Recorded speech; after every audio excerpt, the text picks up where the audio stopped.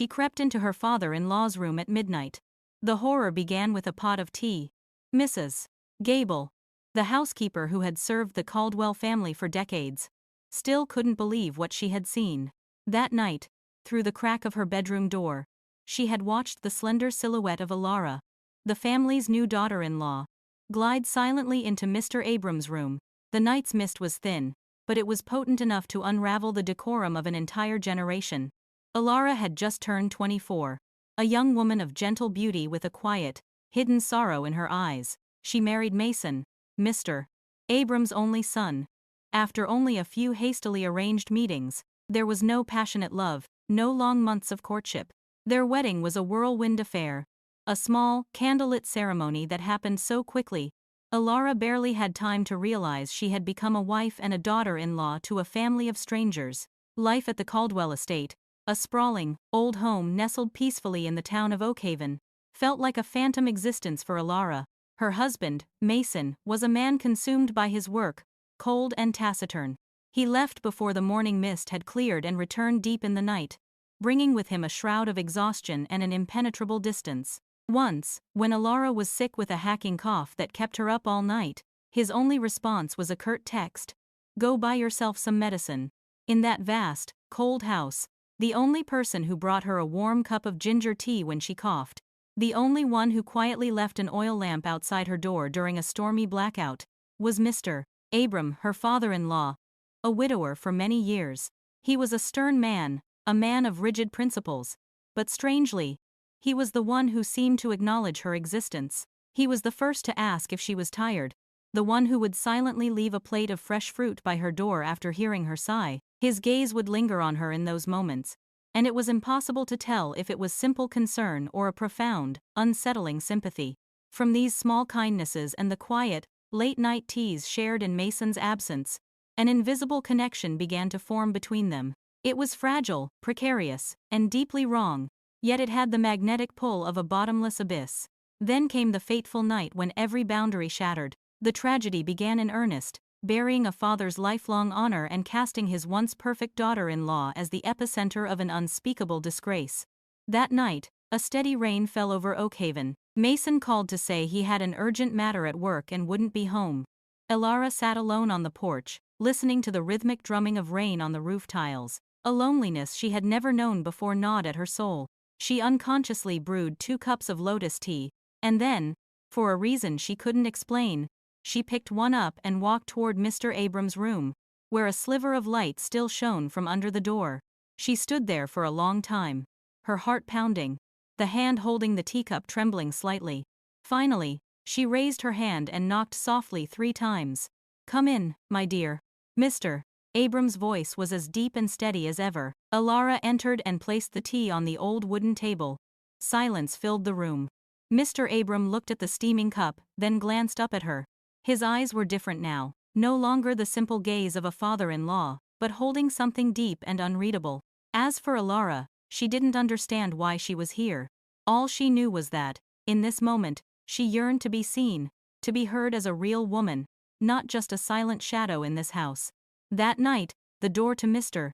Abrams' room closed, and behind it, the one thing that never should have happened, finally did. The next morning, Alara still woke at 5, still went to the kitchen to prepare breakfast, still cleaned the house until it was spotless. But everything around her felt different. The air was heavy with a terrifying silence. Mr. Abram was different, too. His eyes, when they met hers, were now heavy, hesitant, and full of avoidance. Not a word was spoken, not a single reproach, but that very silence was the clearest proof that the line between them had been irrevocably erased. That evening, they ate dinner together again, just the 2 of them.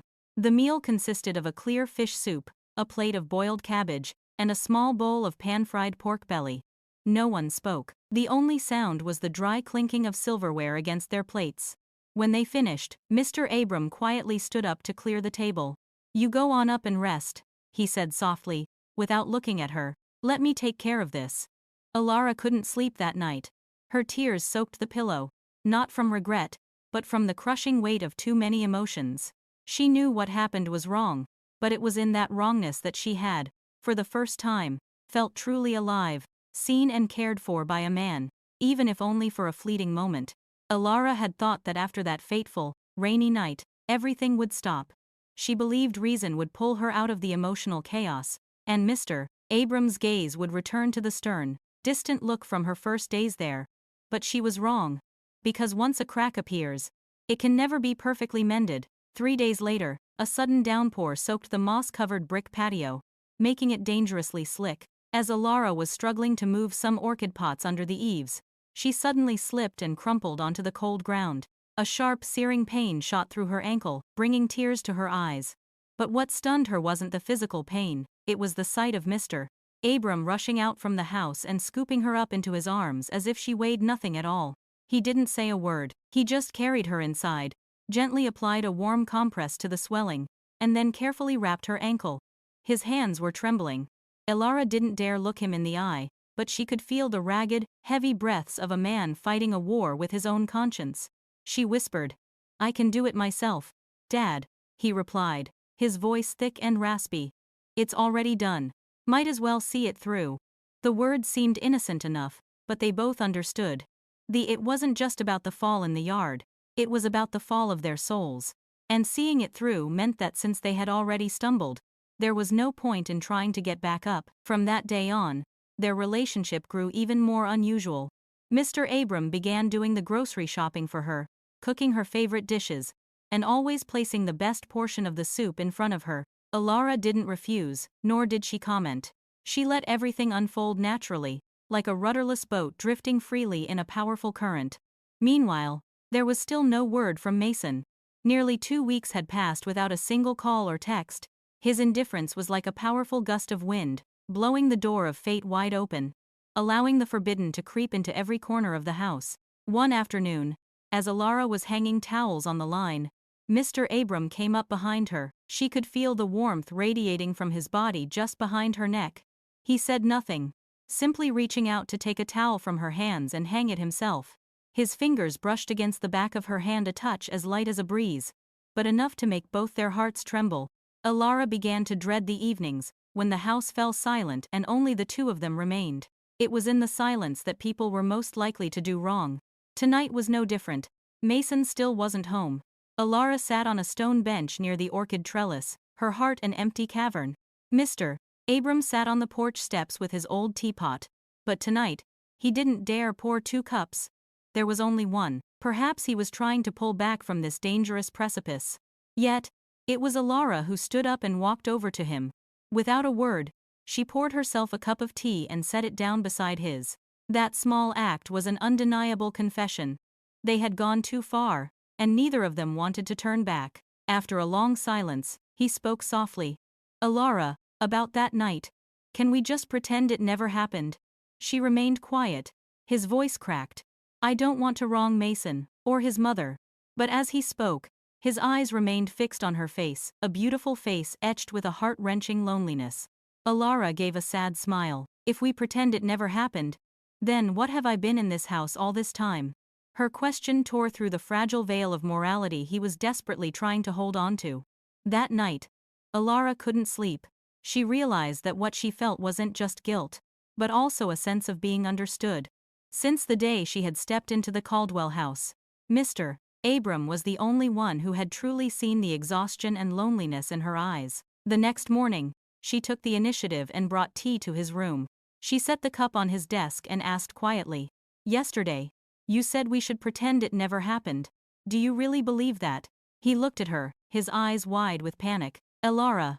It was a moment of weakness. She pressed on. "If Mason wasn't your son, would you still think that?"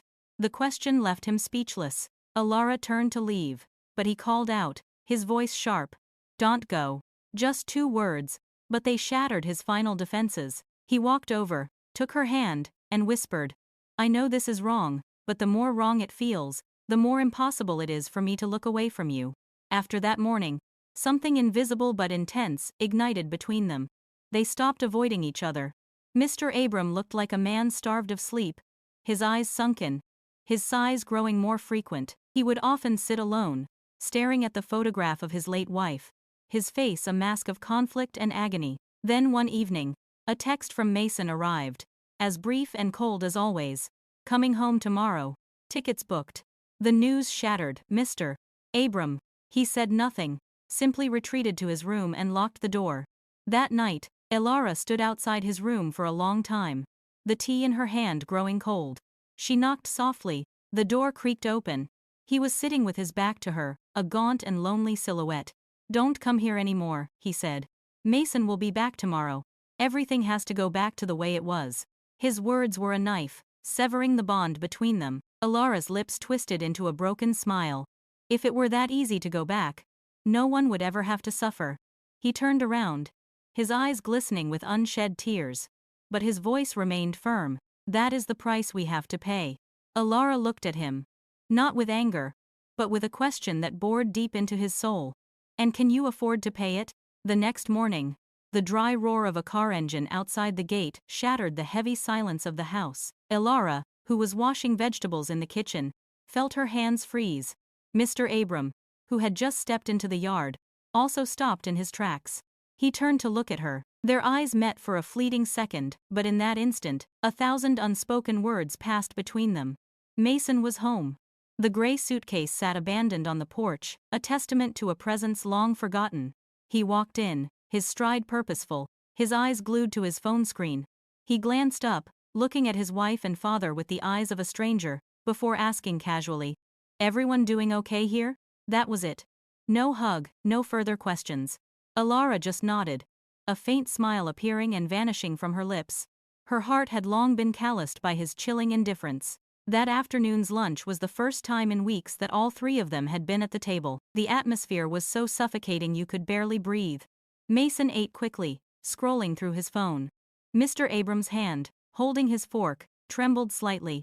Elara saw everything but pretended she hadn't. She didn't dare serve him food as she had before, afraid Mason would notice. The three of them, sitting at the same table, were like three strangers performing a strained family play. That night, Mason holed up in his study, the door shut tight.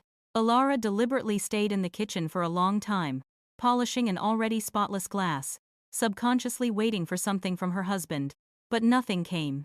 As she walked up the stairs, she saw Mr. Abram standing silently in the hallway, staring down into the dark yard.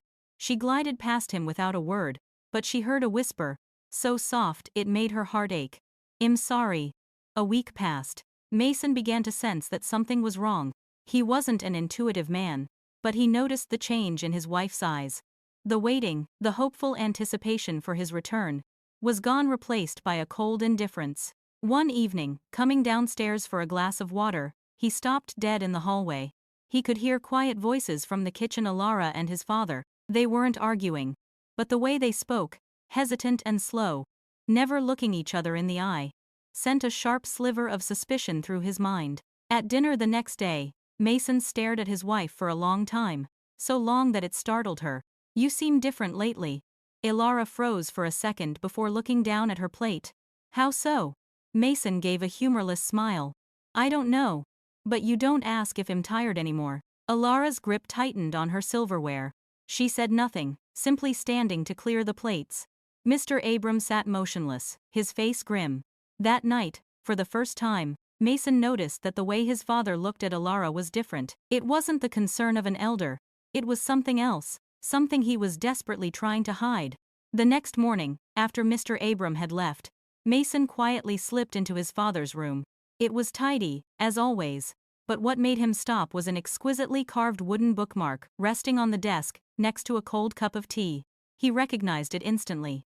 It was the one Elara had made by hand. A suffocating sense of betrayal began to coil in his gut. At dinner that night, the silence between the three of them had become a predatory tension.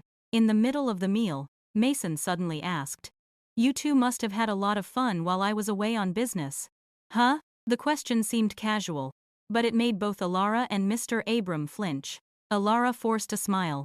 "It was just normal, really." Mason leaned forward on his elbows, his voice dropping. "Maybe. But it seems like you two have gotten a lot closer." The air turned frigid. Mr. Abram set down his fork, his eyes still fixed on his plate. "What did you say?" "I'm just asking. Why are you so tense, Dad?" Elara scrambled to her feet, gathering the dishes and rushing into the kitchen, the back of her shirt soaked with sweat. She didn't dare turn around, but she heard Mason's voice from behind her. "What are you so afraid of?" She spun around, and for the first time, she looked her husband straight in the eye. "You're suspecting me." "I haven't said a word." "No." She shot back. "But your eyes have said it all." That night, Mason didn't sleep. He went out to the porch and smoked a cigarette, a habit he had given up long ago. Mr. Abram stepped outside and saw his son shrouded in a thick, lonely cloud of smoke. He was about to turn away, but Mason spoke first. "Dad, is there something you're hiding from me?" Mr. Abram froze, his gaze lost in the darkness. "What are you talking about?" "I mean, if I hadn't come back, how much further were you two planning to go?" Mason's words were a knife straight to his father's heart. Mr. Abram trembled. "I didn't." "But you did, didn't you?" He couldn't answer. Mason let out a humorless laugh, a twisted smile that tore his face apart. "I'm just asking. So that if I lose everything later, at least I'll know who I lost it all for." With that, Mason went back inside, slamming the door behind him. That night, no one in the house could sleep. The curtain concealing the most terrible truth had been ripped away. The old Caldwell family home, usually so quiet, was now unusually bustling. It was the anniversary of the death of Mr. Abram's wife Alara's mother-in-law and Mason's late mother. Relatives had gathered from all over, bringing with them the solemn air of an important family ritual. The family altar was meticulously cleaned, the scent of incense mingling with the smell of boiled chicken and sticky rice, creating an atmosphere that was both sacred and suffocating. Alara had been busy since dawn, her hands moving swiftly, but her heart felt as heavy as stone. This was the first time she had to face the entire clan since the tragedy began. Mason was no longer silent. His gaze was a cold, sharp knife, pinning every gesture she and his father made. As for Mr. Abram, he sat alone on the porch, his eyes glued to his wife's photograph on the altar. His face was etched with the deep lines of torment. In the afternoon, the main ceremony began. The entire family stood with their hands clasped respectfully before the altar. In the middle of the silence, a loud crash echoed from the kitchen, followed by a child running and shouting. Someone fainted in the kitchen. A stir went through the crowd. Alara immediately moved to go, but Mason grabbed her arm, pulling her back. "Let someone else handle it. I need to ask you something." He dragged her behind the storage shed, to a deserted corner of the yard. His eyes no longer held suspicion, but a direct accusation. "Can you look me in the eye and tell me you didn't betray me?" Alara froze, her hands trembling violently. "Mason, what are you saying? Stop pretending. I've seen it all, the looks, the gestures, every accidental touch between you and my father. I'm not deaf, and I'm not blind." "You're insulting me," Alara hissed, her eyes welling with tears. Mason roared, his voice cracking. "You're the one who has insulted everyone. Do you have any idea that my mother's picture is up there, while you were sneaking around with her husband?" The world seemed to fall silent. A few relatives who had heard the argument began to gather. Mr. Abram hurried over from a distance, just in time to see Alara collapse, her face in her hands, her whole body shaking. Mason turned to his father, his eyes streaked with hateful red veins. "Dad, do you dare look at your wife's face on that altar and say you've done nothing wrong?" Mr. Abram stood frozen to the spot, his mouth open but no sound coming out. All eyes turned to him. The man who had been seen as a pillar of integrity his entire life, an example for the whole family. In the midst of that guilty silence, Alara slowly got to her feet. Her eyes were red, but her voice was chillingly calm. "If you had treated me like a wife from the beginning, instead of a shadow, a father wouldn't have had to take on the role of a husband." Her words were like a bolt of lightning. No one expected the daughter-in-law who was always so meek and submissive to deliver such a fatal blow to her husband's honor. Mason took a step back, his face pale. As for Mr. Abram, he could only turn and walk silently toward the altar. He dropped to his knees. No one heard what he said, but they all saw his thin shoulders shaking with silent sobs. The next morning, the house was crowded again, not for a memorial, but for a judgment. The rumor had spread like a wildfire. Uncle Robert, the head of the family, sat in the middle of the living room and slammed his hand on the table.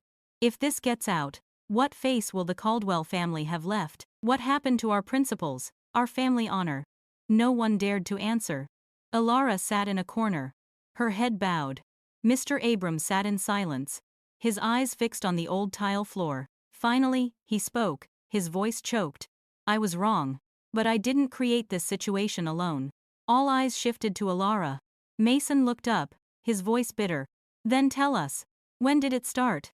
Alara took a deep breath and lifted her head. It started when I realized I was no longer a wife in this house. You don't have to ask why. Because in all this time, you never once lived with me as a husband. Whispers erupted around the room again. Uncle Robert's voice was a low growl. All right, I'll ask it plainly. Do the two of you intend to stay married? The question hung in the air like a final bell. As everyone waited in silence, Mr. Abram raised his head, looking everyone straight in the eye for the first time. I'll be the one to leave. The room was stunned into silence. Perhaps it was the only way to end it all. Alara looked at him, her eyes filled with a mixture of sorrow, pain, and a silent, profound gratitude. The storm had passed, but the air in the Caldwell house remained thick and suffocating. The next morning, before the sun had fully risen, Mr. Abram quietly packed his things. There was only a single worn canvas bag containing a few faded sets of clothes, his heart medication, and the photograph of his wife, the one thing he could not leave behind. Alara stood hidden by the kitchen door, peering through the crack. Her heart constricted. She wanted to run out, to say something, but her throat was choked with bitterness. He walked past her without a single glance back, as if there had never been a rainy night, a warm cup of tea, or a trembling touch of their hands. Mason was already waiting at the gate. His face was still an icy mask, but the anger in his eyes had been replaced by exhaustion and bitterness.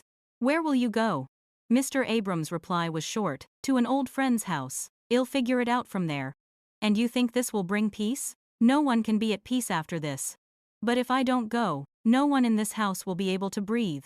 Mason gave a faint, bitter smile. Then he finally said what he had buried for days. I don't blame you for the wrongdoing, Dad. I only blame you, the person I respected most, for being the first to make me lose all faith in what we call a family. The words made Mr. Abram's thin shoulders tremble.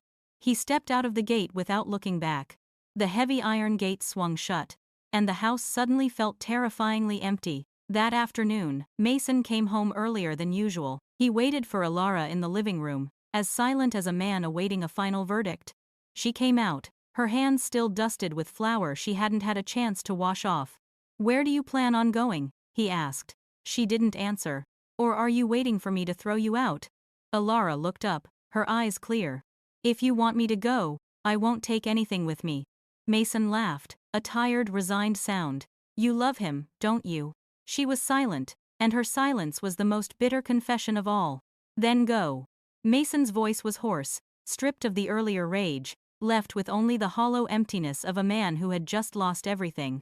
That night, Alara packed her things into a single small cloth bag. Before she left, she placed a folded piece of paper on the tea table. Inside, a single, scrawled line. Thank you for seeing me. The riverside town was nestled beside a slow-moving current. It was a place of old tin roofs, narrow alleys, and a gentle rhythm of life that seemed forgotten by time. For Alara, it was the first place she could breathe normally after long days of suffocation and judgment. She rented a small room from a widowed old woman who lived with a lazy calico cat. The woman didn't ask many questions, just handed her the key and said, "Everyone here has their own troubles. You just live your life in peace." Alara smiled, a genuine smile for the first time in a long time. She found a job as a waitress in a small used bookstore that doubled as a coffee shop near the bus station. The owner was a thin old man with a kind smile. He didn't ask where she came from or care about her past. He only said, "Books don't judge their readers, and this shop doesn't judge its workers. As long as we're kind to each other, that's enough." Her days were spent cleaning, making coffee, and arranging old books. It was a simple life, but it brought her an extraordinary sense of peace. She was no longer a Caldwell daughter-in-law, no longer Mason's wife. She was simply Alara, a woman trying to start over. Every evening, after the last customer left, she would sit in her usual corner, drinking a cup of weak tea and opening an old journal. The first page still bore the slightly smudged ink. "Thank you for seeing me."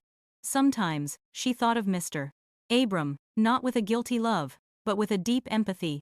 Some people come into your life not to stay, but simply to pull you out of an abyss at exactly the right moment. One late autumn afternoon, the sky was overcast, and a cold wind blew in from the river. Elara was dusting a bookshelf when a customer called out, "I'll have a ginger tea, please. Not too sweet." That voice, both familiar and distant, made her heart skip a beat. She looked up. The man standing before her was thinner, his hair much grayer, but his eyes were just as deep as she remembered. It was him, the man she had tried to run from, the man who had left to protect her, and the only person who had ever seen her as a human being. Their eyes met, and no words were needed. The deepest pains were held in the depths of their gazes, preserved by time. Her voice trembled as she stammered, How are you here, Mr. Abram didn't answer right away. He just quietly placed a worn-out notebook on the counter. It was the journal she had left behind in her rush. He said, his voice low and sad, "Because I've never seen anyone write about loneliness in a way that so mirrored my own." That sentence explained everything. Their connection, from the very beginning, was not born from desire, but from the profound empathy of two lonely souls. They sat across from each other in the empty coffee shop, Elara's hand trembling slightly as she poured the tea. All the torment and fear from before seemed to recede into the distance. "Are you living well?" he asked, his question as light as a breeze, but it made her heart ache. Since Shed left, no one had asked her that. "I'm okay. It's enough to get by. And enough that I don't need anyone's pity." Mr. Abram nodded slowly. "No one pities you. The truly pitiful ones are all three of us." A silence enveloped them. Elara looked at him, not with the eyes of a weak woman, but of someone who had been saved. "I used to be so angry with myself, but now I understand. Sometimes a person doesn't need a husband or a father, just someone who knows how to listen." They didn't apologize, nor did they forgive. They just sat there, facing each other like two healed scars, looking back at how much pain they had once endured. He pulled a small silver bracelet from his coat pocket, the stone on its face slightly faded with age. "His mother wore this on her wedding day. You should have it now.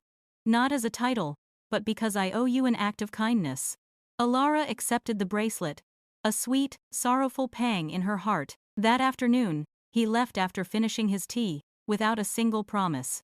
Elara watched his silhouette disappear behind a row of trees. This time, she didn't cry. She knew that the forbidden feeling that had once destroyed a family had now transformed into a profound lesson. One evening at the end of the month, as Elara was wiping down the counter, a familiar voice spoke from behind her. "One black coffee, no sugar." Her hands froze.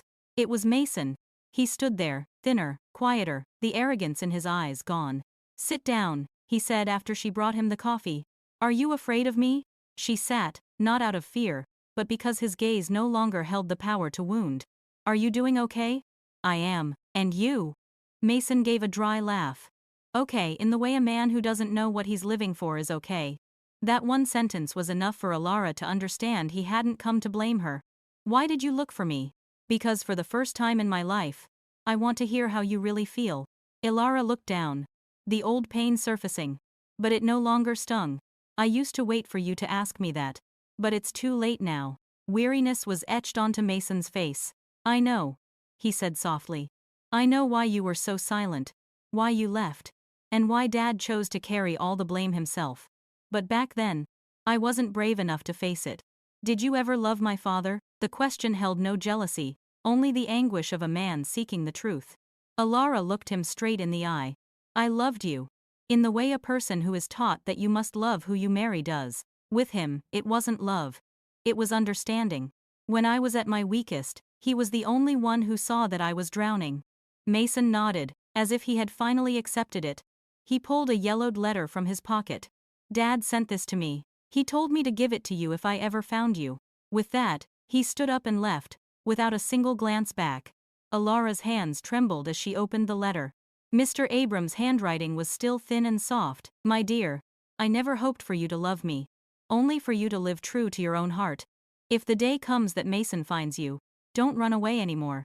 Forgiveness doesn't make you weak, it is the strongest way to close the door on the past." A tear fell onto the page, smudging the old ink. But for the first time, in her heart, a path forward became clear. Not a path leading back, but a path to finally move on. Elara read Mr. Abram's letter again and again. The thin, wispy words were like a guide, helping her see the road ahead.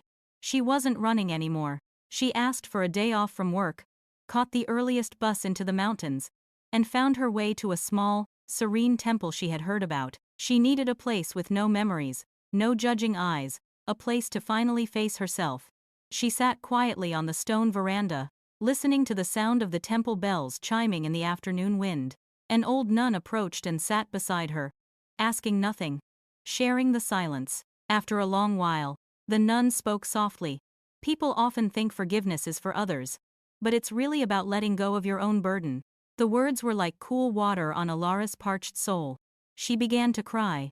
She realized that all this time, she could forgive the entire world, but she had forgotten to forgive herself. She forgot that she was just an ordinary woman, with moments of weakness, with a deep loneliness and a yearning to be loved. She closed her eyes and let the mountain breeze sweep over her shoulders, carrying away the last of her torment. After that trip, Alara returned a completely different person. The timid, fearful woman was gone, replaced by the calm, light spirit of someone who had found inner peace. The bookstore owner was surprised to see the smile return to her lips. He didn't ask what happened, only placed a hand on her shoulder and said gently, "Did you find your answer?" Alara nodded. A simple but certain gesture. She started writing again. They were no longer tear-stained journal entries, but short stories and small essays about the resilience of women. She sent a few pieces to a local magazine with no expectations. But one morning, the editorial office called. A woman's voice came through the phone. "Is this Alara? Your article kept me up all night. We need authentic voices like yours." Alara was stunned. For the first time, she was being recognized not for her status, but for her own talent and her own heart. She agreed to contribute, and her stories about single mothers, about young women daring to leave arranged marriages, touched the hearts of many. One late afternoon, the old landlady brought her a letter. There was no sender's name, only the words, "For the one who learned to stand up." Inside was an invitation to the grand opening of the bookstore's second branch. Under the title, Content Director was her name, Alara. Below it, a handwritten note from the owner. "You once asked if you still had value. This is the answer." Alara clutched the letter to her chest. Not because of the title, but because for the first time after all her mistakes, someone had trusted her. It was an autumn afternoon, the sky a clear blue, the golden sun pouring down on the lake like honey.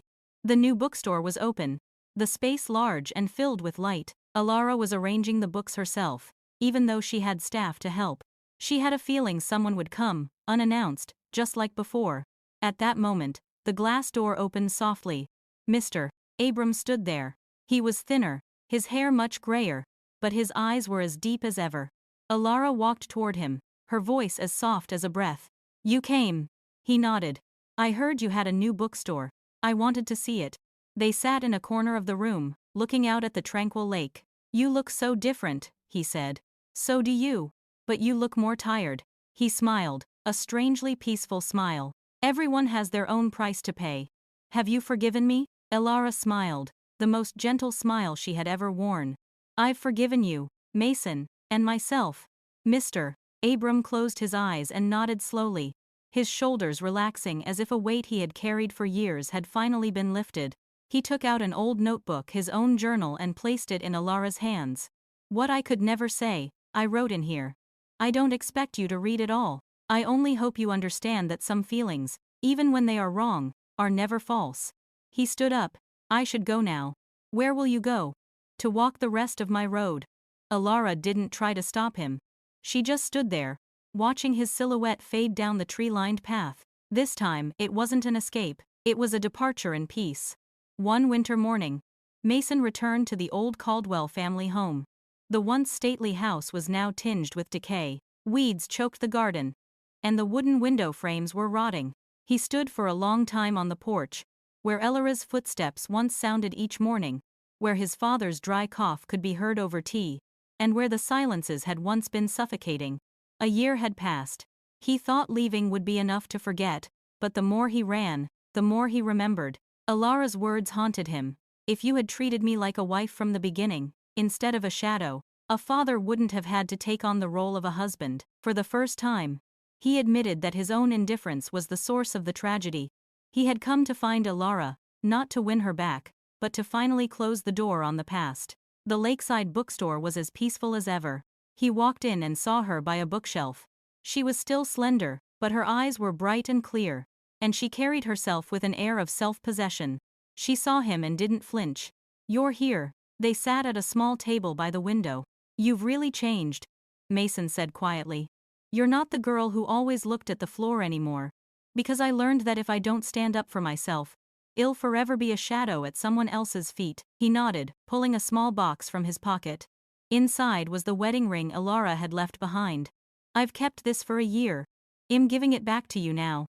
Not to blame you, but to end things." Alara looked at the ring in silence. "Do you hate me?"